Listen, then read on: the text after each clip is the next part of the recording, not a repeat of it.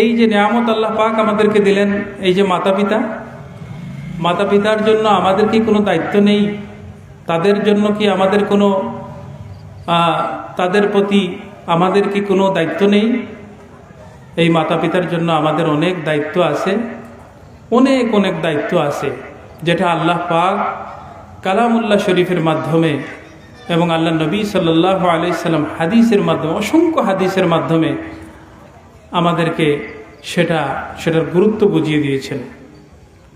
কালামুল্লাহ শরীফে আল্লাহ পাক অসংখ্য জায়গায় মাতা পিতার প্রতি সদাচরণের জন্য আমাদেরকে নির্দেশ দিয়েছেন, যে মা বাবার প্রতি সদাচরণ করবে।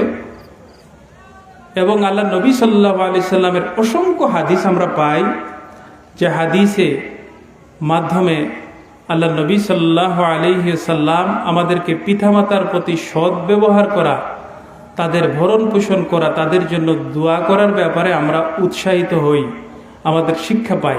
আল্লাহ নবী সাল্লাল্লাহু আলাইহি সাল্লাম আমাদেরকে সেই শিক্ষা দিয়ে গেছেন। তো আল্লাহ রাব্বুল আলামিন কালামুল্লাহ শরীফে ইরশাদ করেছেন, ওয়া'বুদুল্লাহ ওয়া লা তুশরিকু বিহি শাইআন ওয়া বিল ওয়ালিদাইনি ইহসানা। তোমরা আল্লাহর ইবাদত করো এবং আল্লাহর সাথে কাউকে শরীক করো না, এবং পিতামাতার সাথে সদ্ব্যবহার করো। আল্লাহ পাক কালামুল্লাহ শরীফের সূরা লোকমানে ইরশাদ করেছেন যে আনিশকুর লি ওয়া লিওয়ালিদাইকা ইলাইয়াল মাসির, যে তোমরা আমার এবং তোমাদের পিতামাতার শুকরিয়া আদায় করো, আর আমার দিকেই তোমাদেরকে প্রত্যাবর্তন করতে হবে।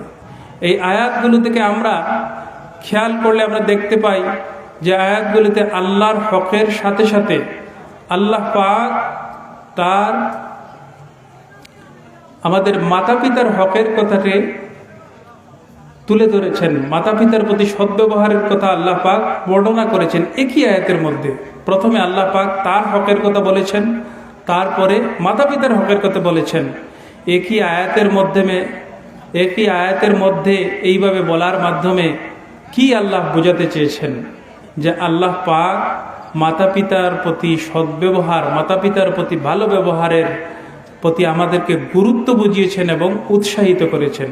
একই জায়গায় আল্লাহ পাক বলছেন যে তোমরা আমার ইবাদত করো, আবার এই আয়াতের একটা অংশে আল্লাহ বলছেন যে তোমরা মাতা পিতার প্রতি সদ্ব্যবহার করো।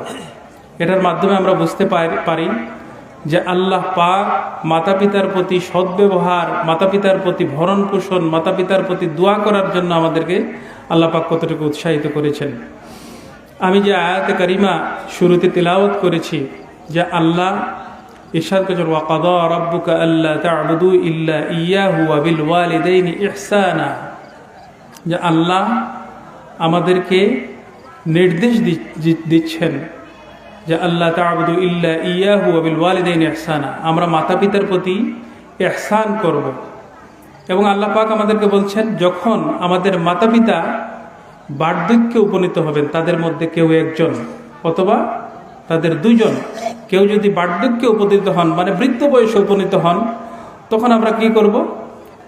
আমরা তাদের প্রতি উফ শব্দটি কখনো উচ্চারণ করব না। ওয়ালা তাকুল্লাহুমা উফিম ওয়ালা তানহারহুমা, আর তাদেরকে কখনো ধমকের সুরে কথা বলবো না। এটা কে শিক্ষা দিয়েছেন? আল্লাহ শিক্ষা দিয়েছেন।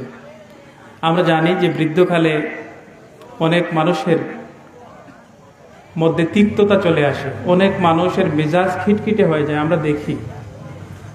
সুতরাং আল্লাহ, যেহেতু আল্লাহ আমাদেরকে সৃষ্টি করেছেন, আল্লাহ জানেন আমরা আমাদের সৃষ্টির মধ্যে আমরা মানুষের সাথে কি ব্যবহার করতে পারি, আমাদের মা বাবার সাথে কি ব্যবহার করতে পারি, সেটা তো আল্লাহই ভালো জানেন। এজন্য আমাদেরকে নিষেধ দিয়েছেন যে আমরা যাতে মাতা পিতার আচরণে বিরক্ত হয়ে কখনো উফ শব্দটি না বলি। এবং আল্লাহ বলেছেন কখনো তাদেরকে যেন আমরা ধমকও না দেই। এরপরে আল্লাহ পাক বলছেন তাদের জন্য আমরা যেন রহমতের ওয়াকফিদ লাহুমা জানাহা যুল্লি মিনার রাহমা, তাদের জন্য আমরা যেন রহমতের ডানাকে বিছিয়ে দেই এবং তাদের জন্য আমরা দোয়া করি যে ওয়াকুর রব্বির হামহুমা কামা রব্বায়ানি সগীরা, যে আল্লাহ পাক, হে আল্লাহ, তারা যেভাবে আমাদেরকে বাল্যকালে লালন পালন করেছেন ঠিক তেমনিভাবে তাদের উপরও তুমি রহম করো। আল্লাহ পাক আমাদেরকে দোয়াও শিখিয়ে দিয়েছেন। তো আলোচ্য আয়াতে কারিমাগুলো দ্বারা আমরা বুঝতে পারি যে আল্লাহ পাক আমাদের পিতামাতার প্রতি সদাচরণের জন্য কতটুকু গুরুত্ব দিয়েছেন।